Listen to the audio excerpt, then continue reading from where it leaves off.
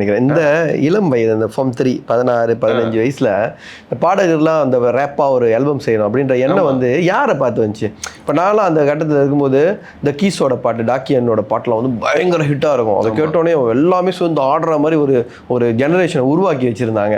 அப்போ நாங்களே ஸ்கூலில் மோளம் அடித்து பாடிட்டு இருக்கோம், அவரை மாதிரி ஒரு பாட்டு எழுதுவோம் அப்படின்ட்டு. உங்களுக்கு எப்படி? அதே தான் இப்போ நீங்கள் சொன்னீங்களா அந்த மோளம் அடிச்சுக்கிட்டது, அதே மாதிரி தான் இப்போ அந்த காமாட்சி பாட்டு கூட அப்படி நான் ஸ்கூலில் ஆரம்பித்த ஒரு விஷயம் தான். அதாவது யூடியூப் இப்போ கலக்கின அந்த காமாட்சி பாட்டு. ஆமாம். ஸோ அந்த பாட்டு கூட சரி என்ன புதுசாக செய்யலாம், இப்போ மியூசிக்கில் என்ன செய்யலாம் அப்படின்றது தான் எனக்கு வந்து என்னென்னா,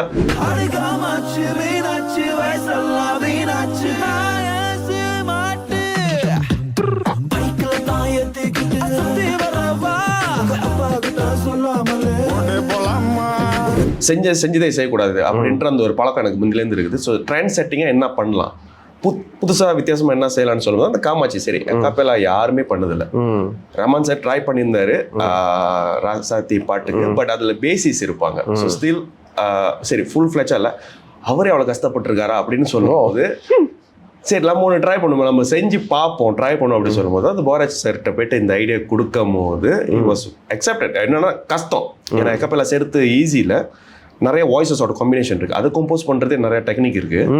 ஸோ சொல்லும் போது அவரும் சரி ஓகே இது சேலஞ்சாக எடுத்துக்கலாம் செய்யலாம் அப்படின்னு சொல்லி ஆரம்பிச்சது. ஸோ பேக் டு உங்களோட கொஸ்டின் கேட்டிங்கன்னா யாரை பார்த்து அப்படின்னு கேட்டிங்கன்னா ஆக்சுவலி நிறைய பேர் இருக்காங்க. மணின் மைந்தர்கள் சொல்லும் போது இப்போ சக்ரா சோனிக், யோகி பி இவங்க.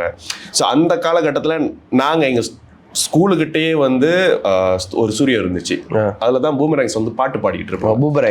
பூமரேங்ஸ் அப்போ வந்து நீல்கவனி அந்த பாட்டெல்லாம் வந்து பயங்கரமாக ஓடிட்டு இருந்துச்சு. அதுக்கு முன்னுக்கு ஆப்வியஸ்லி டாக்கியனை பார்த்தா அந்த தாக்கம் இதெல்லாம் அவரும் ஸ்லாங் வேற. ஸோ அந்த தாக்கம் அப்படியே தாக்கிடுச்சா வேற.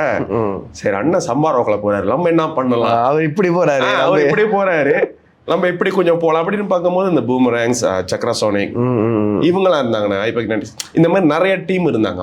அப்போ பார்த்துட்டு ஓகே சரி இப்போ இவங்களோட தனிச்சு வேற மாதிரி நிற்கணுமா இல்லை வேற மாதிரி செய்யணும்னா என்ன செய்யலாம், சரி மெலோடியில் ஒரு ரேப் செய்யலாம், அவங்க மெலோடியில் ரேப் செய்வாங்க எல்லாமே செய்வாங்க, சரி நம்ம என்ன செய்யலாம் அப்படின்றது தான் வந்து அந்த இனிவெண்டம் ஐடியா வந்துச்சு.